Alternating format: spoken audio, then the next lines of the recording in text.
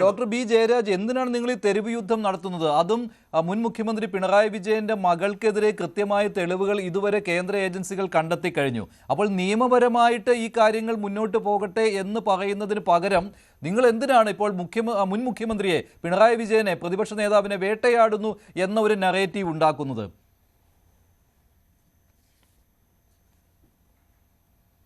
ഇതിപ്പോൾ എനിക്ക് മുമ്പ് സംസാരിച്ച Shri doctor G V Hari പറയുണ്ടായി, ഇത് പിണറായി വിജയന് എന്തെങ്കിലും ബന്ധമുണ്ടോ, പിണറായി വിജയന് എന്തെങ്കിലും വഴിവിട്ട സഹായം ചെയ്തത് കൊണ്ടാണോ വീണ വിജയന് ഈ ഇത്തരത്തിലുള്ള, അതായത് വീണ തൈക്കണ്ടിയിലിന് ഇത്തരത്തിലുള്ള ഇടപാടുകൾക്കുള്ള ഒരു അവസരം ഉണ്ടായതെന്നുള്ളൊരു കാര്യമുണ്ടല്ലോ.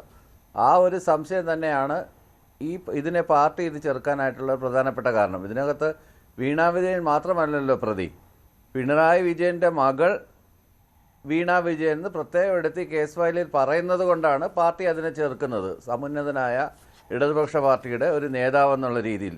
ഇതിനു മുമ്പ് ഇതിൻ്റെ പ്രൊസീഡിങ്സ് നമുക്ക് എടുത്ത് നോക്കാം. വളരെ ദൂരെ എങ്ങും പോകണ്ട, നമുക്കറിയാവുന്ന കാര്യം തന്നെയാണ്. ഈ ബോഫോഴ്സ് വിവാദം കത്തി നിന്ന സമയത്ത്, രാജീവ് ഗാന്ധിയുടെ പേരിൽ ബോഫോഴ്സ് വിവാദം കത്തി നിന്ന സമയത്താണ് വി പി സിംഗിനെതിരെ ഒരു ആരോപണം കൊണ്ടുവന്നു. സെയിൻ കിറ്റ്സ് എന്ന് പറഞ്ഞിട്ടൊരു ഐലൻഡിൽ ഷെൽ കമ്പനിയിൽ വി പി സിംഗിന് അക്കൗണ്ട് ഉണ്ടെന്ന് പറഞ്ഞു. അത് പിന്നെ vanished into thin air ആയിരുന്നു. അതിനുശേഷം BJP സർക്കാർ വന്നിട്ട് ചെയ്തിട്ടുള്ള നടപടികൾ നമുക്ക് ഓരോന്നോരോന്നെടുത്ത് പരിശോധിക്കാം. ചിദംബരത്തിൻ്റെ മകൻ കാർത്തി ചിദംബരം, നമുക്ക് എല്ലാവർക്കും അറിയാവുന്ന പോലെ ശിവഗംഗയിലെ രാജകുമാരൻ എന്നറിയപ്പെടുന്ന അത്ര സമ്പന്നനായ അണ്ണാമല യൂണിവേഴ്സിറ്റിയുടെയൊക്കെ സ്ഥാപകനായിട്ടുള്ള ആളിൻ്റെ ബന്ധുവാണ് ചിദംബരം. ആ ചിദംബരത്തിന് ഇഷ്ടംപോലെ സ്വത്തുകൾ ദേശത്തും വിദേശത്തും എല്ലാം ഉണ്ട്. ചിദംബരം കള്ളപ്പണ ഇടപാട് നടത്തി മണി ലോണ്ടറി ചെയ്തു എന്ന് പറഞ്ഞിട്ടാണ് അദ്ദേഹത്തിൻ്റെ വൈനറിയും UK അവിടുത്തെ വൈനറിയിലെല്ലാം ഇത് ചെയ്തിട്ട്, എന്നിട്ട് ഇതെല്ലാം എന്തോ പുതിയ കാര്യം കണ്ടുപിടിച്ചതാണ് പോലെ. അദ്ദേഹത്തിന് ഇംഗ്ലണ്ടിൽ വൈനറി ഉണ്ട്, അദ്ദേഹത്തിന് അവിടെ ഇത്രയധികം ഇൻവെസ്റ്റ്മെൻ്റ് ഉണ്ട്. ഇതൊക്കെ കേരളത്തിൽ, ഇന്ത്യയിലുള്ള എല്ലാവർക്കും അറിയാവുന്ന കാര്യമാണ്. അദ്ദേഹം അതിസമ്പന്നനായ ഒരു സാമ്പത്തിക മന്ത്രിയാണ് എന്നുള്ള കാര്യം, വളരെ എഫിഷ്യൻ്റ് ആയിട്ടുള്ളൊരു സാമ്പത്തിക മന്ത്രിയാണെന്ന്. പക്ഷേ അദ്ദേഹത്തിൻ്റെ മകനെയും കരിവാരി തേക്കാൻ ശ്രമിച്ച ശ്രമം, അതിനുശേഷം പിന്നീട് ദൂരെ ഒന്നും പോകണ്ട. പിന്നെ ഹെറാൾഡ് കേസിൽ രാഹുൽ ഗാന്ധിയെയും സോണിയാഗാന്ധി 50 മണിക്കൂറടക്കമാണ് ക്വസ്റ്റ്യൻ ചെയ്തത്.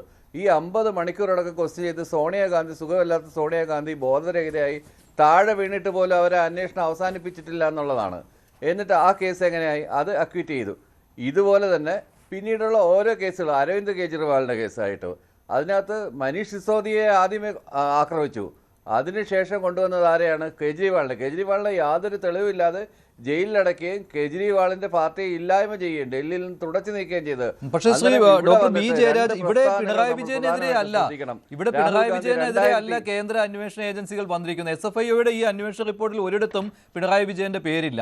വീണ തൈക്കണ്ടിയിൽ എന്നാണ്, വീണ ടിയുടെ പേരിലാണ്. എക്സാലോജിക്കിന്റെ ഉടമ എന്ന രീതിയിൽ വീണ ടി എന്നുള്ള പേരാണ് വന്നിരിക്കുന്നത്. ഈ 2017-2020 കാലഘട്ടം എന്ന് പറയുമ്പോൾ ഇത് ആലോചിച്ചാൽ പോലും, നമുക്ക് വെറും കോമൺ സെൻസിന് ആലോചിച്ചാൽ പോലും, രാജ്യത്ത് എത്രയോ IT കമ്പനികളുണ്ട്, കേരളത്തിൽ എത്രയോ IT കമ്പനികൾക്കുണ്ട്. അവർക്കൊന്നും കിട്ടാത്ത ഈ പ്രിവിലേജ് എങ്ങനെ ഈ വീണ ടിക്കും എക്സാലോജിക്കിനും കിട്ടുന്നു? അവിടെ അവർക്കൊരു IT എക്സ്പെർട്ടൈസിൻ്റെ ആവശ്യം പോലും ഉണ്ടായിരുന്നില്ല. അത്രയും വലിയ ഈ IT സാങ്കേതിക വിദ്യയുള്ള ഒരു കമ്പനിയൊന്നുമല്ല CMRL എന്ന് പറയുന്നത്. അവർക്ക് ഈ സ്റ്റോക്ക് മെയിൻ്റനൻസിനെ പറ്റി കുറച്ച് കാര്യങ്ങൾ വേണം. അതിനാണ് ഈ പറയുന്ന പോലെ ടാലിയും MS ഓഫീസും ഒക്കെ അവർക്ക് ആവശ്യമായിട്ട് വരുന്നത്. അതിനുവേണ്ടി ഒരാളെ 5 ലക്ഷം രൂപ ഓരോ മാസവും ശമ്പളം നൽകിക്കൊണ്ട് നിയമിക്കുന്നു, അത് കരാറിൽ ഏർപ്പെടുന്നു. അതുപോലെ തന്നെ അതേ ആളുടെ കമ്പനിക്ക് 3 ലക്ഷം കൊടുക്കുന്നു. അങ്ങനെ 8 ലക്ഷം രൂപ ഓരോ മാസവും നൽകുന്നു. അതങ്ങനെ പോയി 2.78 കോടി രൂപ അവരുടെ അക്കൗണ്ടിലേക്ക് വരുന്നു. ഇത് സിമ്പിൾ ലോജിക്കിന് ആലോചിച്ചാൽ മതിയല്ലോ. ഇനി ഇവരുടെ കമ്പനിയുമായുള്ള കരാർ തീർന്നതിന് ശേഷം 2022 ATNA എന്നൊരു കമ്പനിയെ ഏൽപ്പിച്ചു. അത് നിസ്സാര തുകയ്ക്കായിരുന്നു, 3.65 ലക്ഷം രൂപയ്ക്ക്. ഇത് മാത്രം നോക്കിയാൽ മതിയല്ലോ. എന്തിനാണ് ഈ 2017-20 കാലഘട്ടത്തിൽ ഇത്രയും വലിയ തുക CMRL നൽകിയത് വീണ ടിക്കും എക്സാലോജിക്കിനുമെന്ന്?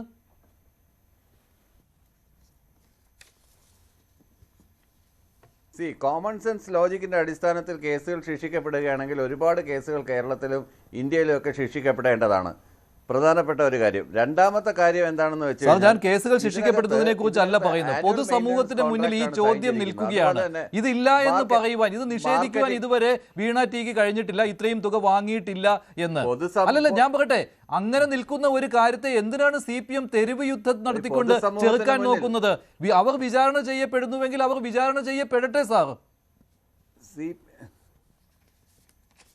അവർ വിചാരണ ചെയ്യപ്പെടുന്ന രീതിയിലല്ലല്ലോ. മണിക്കൂറുകളോളം 8 മണിക്കൂറോളം പ്രതിപക്ഷ നേതാവിനെ തടഞ്ഞു വെക്കുകയും പ്രതിപക്ഷ നേതാവിന്റെ കുടുംബത്തെ തടഞ്ഞു വെക്കുകയും അല്ല, ഒരു റെയ്ഡ് നടക്കുമ്പോൾ ആ വീട്ടിലുണ്ടായിരുന്ന ആളുകളെ വെളിയിൽ പോകാൻ അനുവദിക്കില്ല എന്നുള്ള ഒരു സിമ്പിൾ കാര്യമല്ലേ? ഇത് പിണറായി വിജയനാണെന്ന് വെച്ച് പോയി ചായ കുടിച്ചിട്ട് വരാൻ പറഞ്ഞു വിടാൻ പറ്റുമോ? അങ്ങനെയൊന്നും നടക്കില്ല. അവർക്ക് ഭക്ഷണം പോലും കൊടുക്കാൻ അനുവദിക്കാൻ ആര് പറഞ്ഞു?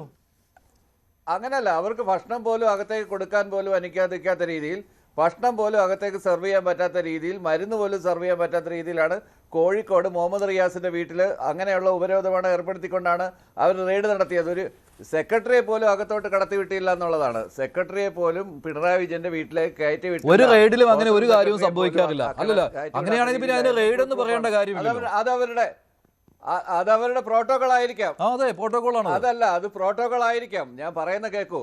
പക്ഷേ ഇതൊരു ജനാധിപത്യ രാജ്യമാണ്. ഒരു ജനാധിപത്യ രാജ്യത്തിൽ റെയ്ഡ് എന്ന് പറഞ്ഞുകൊണ്ട് എന്തും കാണിക്കാമെന്ന് ആരെങ്കിലും കരുതിയാൽ കേരളത്തിൽ അത് വിലപ്പോവാൻ പോകുന്നില്ല എന്നുള്ളതിൻ്റെ ഒരു തീവ്രമായിട്ടുള്ളൊരു ആക്ഷനാണ് ഇന്നലെ കണ്ടത്. അത് പാർട്ടി അണികളാരും ചെയ്തതല്ല, അദ്ദേഹത്തോട് സ്നേഹമുള്ള മറ്റുള്ള ആളുകൾ തന്നെ ചെയ്തതാണ്. ജനക്കൂട്ടമുണ്ട്, ജനക്കൂട്ടം ഇളകി വന്നതാണ്. ഒരു മോബിന്റെ മുന്നിൽ, അല്ലെങ്കിൽ തൊട്ടടുത്ത് തന്നെ നന്ദാവനം പോലീസ് ക്യാമ്പ് ഉണ്ടായിരുന്നല്ലോ, ആഭ്യന്തരമന്ത്രിക്ക് ആളുകളെ പോലീസുകളെ ഇറക്കിയിടായിരുന്നല്ലോ. അവിടെ CPM-കാരല്ലാതെ ഒരു ഒറ്റ മനുഷ്യരില്ലായിരുന്നു. അതായത് പിണറായി വിജയന്റെ ആരാധക വൃന്ദമല്ലാതെ ആരും അവിടെ ഉണ്ടായിരുന്നില്ല. ശ്രീ ഡോക്ടർ ബി ജയരാജൻ അല്ലാതെ ഈ സാഹചര്യത്തിൽ പിണറായി വിജയനെ സംരക്ഷിക്കാൻ വേണ്ടി അവിടെ ആരും വരികയുമില്ല. നിങ്ങൾ വിളിച്ചു വരുത്തിയ ആളുകൾ, അതായത് CPM-ന്റെ നേതാക്കൾ വിളിച്ചു വരുത്തിയ ആളുകളെ ഉള്ളൂ. അതായത് ഈ പറയുന്ന ആരാധക ബന്ധം മാത്രമേ ഉണ്ടായിരുന്നുള്ളൂ, അല്ല വെളിയിൽ നിന്നുള്ള ആരും അവിടെ ഉണ്ടായിരുന്നില്ല. എനിക്ക് പറയാനുള്ള കാര്യങ്ങൾ മഞ്ജുഷ ഇന്റർഫിയർ ചെയ്യരുത്. എനിക്ക് പറയാനുള്ള 2 കാര്യങ്ങളൂടെ പറയാൻ അനുവദിക്കണം. 2022 രാഹുൽ ഗാന്ധി ഒരു പ്രസ്താവന നടത്തി കേരളത്തിൽ വന്നിട്ട്. എന്താണ്? പിണറായി വിജയനെ എന്തുകൊണ്ട് അറസ്റ്റ് ചെയ്യുന്നില്ല, പിണറായി വിജയനെ എന്തുകൊണ്ട് റെയ്ഡ് നടത്തുന്നില്ല. 2026 പ്രിയങ്ക ഗാന്ധിയും ഇതേ പ്രസ്താവന നടത്തി. എന്തുകൊണ്ട് അറസ്റ്റ് ചെയ്യുന്നില്ല, അകത്തിടുന്നില്ല? എന്തായാലും ഇതിന്റെ പിന്നിൽ ഇന്നലെ VD സതീശൻ പോകുന്നു, പ്രധാനമന്ത്രിയെ കാണുന്നു. അടുത്ത ദിവസമാണ് കേരളത്തിൽ റെയ്ഡ് നടക്കുന്നത്. ഇത്രയും നാള് ഇല്ലാത്ത കാര്യം, സംശയം സ്വാഭാവികമായ കോമൺ ഒരു സംശയമില്ല, അക്കാര്യത്തിലൊന്നും ഒരു സംശയമില്ല. കാരണം ഇ ഡി ഹൈക്കോടതിയിൽ നിന്നുള്ള ഉത്തരവിന് വേണ്ടി കാത്തിരിക്കുകയായിരുന്നു. ആ സമയത്ത് മുഖ്യമന്ത്രി VD സതീശൻ ഡൽഹിയിൽ പോയി പ്രധാനമന്ത്രി നരേന്ദ്രമോദിയെ കണ്ടു എന്നുള്ളതേ ഉള്ളൂ. അതും ഇതുമായിട്ട് ബന്ധിപ്പിക്കാൻ നോക്കേണ്ട, അതും കോമൺ സെൻസ് ഉള്ളവർക്ക് മനസ്സിലാകും. അതും ഇതുമായി ബന്ധിപ്പിക്കാൻ നോക്കേണ്ട. ഹൈക്കോടതിയിൽ നിന്ന് ഓർഡർ വന്നു, ആ സമയം തന്നെ മിന്നൽ നീക്കത്തിലേക്ക് ED കടന്നു എന്നേ ഉള്ളൂ. ഡോക്ടർ ബി ജയരാജ് അത് ധൃതിയായിരുന്നു, ശരിയാണ്. പക്ഷെ അവർക്ക് അത് ചെയ്തേ പറ്റുകയുള്ളൂ. കാരണം അല്ലെങ്കിൽ അടുത്ത ദിവസം പോയി ചിലപ്പോൾ ഇതിൽ സ്റ്റേ വാങ്ങിയിരിക്കും. അത് വളരെ നിഷ്കളങ്കനായ പൂക്കി ചീഫ് മിനിസ്റ്ററിന് യാതൊരു പങ്കുമില്ല എന്നാണല്ലോ മഞ്ജുഷ് പറഞ്ഞു വരുന്നത്. വെള്ള പൂശിക്കോളൂ, പരമാവധി വെള്ള പൂശിക്കോളൂ.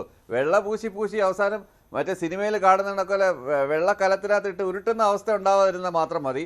അത്രേ എനിക്ക് പറയാനുള്ളൂ.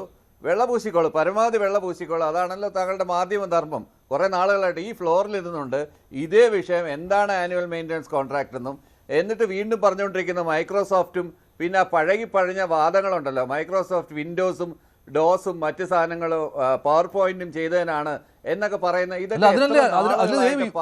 റിപ്പോർട്ട് വായിച്ചു നോക്കൂ. അത് മാത്രമല്ല, ഇത് CMR-ന്റെ IT ഹെഡിന്റെ മൊഴിയാണിത്. ഇതിനേക്കാളും വലിയ പുകമറ, ഇതിനേക്കാളും വലിയ കാര്യങ്ങൾ ഞാൻ അങ്ങോട്ട് പറഞ്ഞുതരാം. IT ഹെഡ് എന്നല്ല, അയാൾ റിട്ടയർ ചെയ്ത് പോയ ഒരാളാണ്. അയാൾ CMR-ൽ നിന്ന് മാറിപ്പോയ ഒരാളാണ്. അയാൾ പറഞ്ഞതിന് അത്രയും വില കൊടുത്താൽ മാത്രം മതി. അയാൾ പറഞ്ഞതിന് അത്രയും വില മാത്രം കൊടുത്താൽ മതി. ഇനി രണ്ടാമത്തെ കാര്യം, IT ഹെഡിന്റെ മൊഴി എന്നൊക്കെ പറയട്ടെ, ഇവർ കൺസൾട്ടന്റ് ആയിരുന്നു എന്ന് SFIയുടെ ഇതിനകത്തുണ്ടല്ലോ. അപ്പോൾ കൺസൾട്ടന്റ് ഫീസ് ഇല്ലേ? ആനുവൽ മെയിൻ്റനൻസ് കോൺട്രാക്ടിന്റെ ഫീസ് ഇല്ലേ? ആനുവൽ മെയിൻ്റനൻസ് കോൺട്രാക്ട് അവർ ചെയ്യുന്നത് സോഫ്റ്റ്വെയർ ഡെവലപ്മെന്റ് ഉണ്ടോ ഇല്ലയോ എന്ന് മഞ്ജുഷിന് അറിയാമോ? അവര് തന്നെ പറയുന്നതാണ്, CMR-ൽ തന്നെ പറയുന്നതാണ്, ഞങ്ങൾക്ക് എന്ത് സേവനമാണ് കിട്ടിയതെന്ന്. അല്ല, എന്ത് സേവനമാണ് കിട്ടിയതെന്ന് അല്ല എങ്കിൽ പറയൂ, എന്ത് സേവനമാണ് നൽകിയത്? CMR-ന് അറിയില്ല, വീണ ടിക്ക് അറിയില്ല, എക്സാലോജിക്കിന് അറിയില്ല. CMR-ലല്ലോ പറയുന്നത്, പിന്നെ ആരാണ് പറയേണ്ടുന്ന സ്ഥലത്ത്? CMR-ലല്ലോ അത് പറയുന്നത്. CMR-ൽ നിന്ന് റിട്ടയർ ആയി പോയ ഉദ്യോഗസ്ഥന്റെ വായിൽ നിന്ന് കേട്ട വാക്കുകളല്ലേ നിങ്ങളെല്ലാം വീണ്ടും ഉരുട്ടോണ്ടിരിക്കുന്നത്. ഇതേ SFIയുടെ ഉദ്യോഗസ്ഥർ വെറുതെയാണോ? അവർ അവിടെ അന്വേഷിച്ചിട്ടാണ് ഈ കണ്ടെത്തലുകൾ നടത്തിയിരിക്കുന്നത്. കോൺട്രാക്ട് അതിന്റെ എന്താണ് അത്? ഇനി എന്തെല്ലാം കാര്യങ്ങൾ കഴിഞ്ഞ എത്രയോ നാളുകളായിട്ട് കേന്ദ്ര ഏജൻസി കയറി ഇറങ്ങുകയാണ്. പരുന്തുകളെ പോലെ പാറി പറന്ന് നടക്കുകയല്ലായിരുന്നു കേരളം മുഴുവൻ. അപ്പൊ സമയമാവട്ടെ ശരി ശരി ഞാൻ പറയട്ടെ, ഇതെല്ലാം സംസാരിക്കുന്ന തെളിവുകളാണ് ശ്രീ അല്ലല്ല ഡോക്ടർ ബി ജയരാജ്, ഇതെല്ലാം സംസാരിക്കുന്ന തെളിവുകളാണ്. അതല്ല ഇതിൽ പറയുന്ന ഈ റിപ്പോർട്ടിൽ ചാർട്ടിൽ അക്കമിട്ട് നിരത്തിയിട്ടുള്ള കാര്യങ്ങളുണ്ട്. വീണ തൈക്കണ്ടിയിലിന്റെ 2017-20 കാലഘട്ടത്തിലെ വരുമാനവും അതിനു മുൻപുള്ള വരുമാനവും അതിനു ശേഷമുള്ള വരുമാനവും പിന്നെ CMRL നിന്നുള്ള വരുമാനമാണ് എക്സാലോജിക്കിനും വീണ ടീക്കും ഉണ്ടായിരുന്നത്. ഇക്കാര്യമൊക്കെ കൃത്യമായി രേഖപ്പെടുത്തിയിട്ട് പറയുകയാണ് വേട്ടയാടുകയാണ്. ആർക്കും വരുമാനം ഉണ്ടായിക്കൂടാ, മുമ്പ് വരുമാനം ഉണ്ടായിക്കൂടാ, ശേഷം ഉണ്ടാക്കിക്കൂടാ.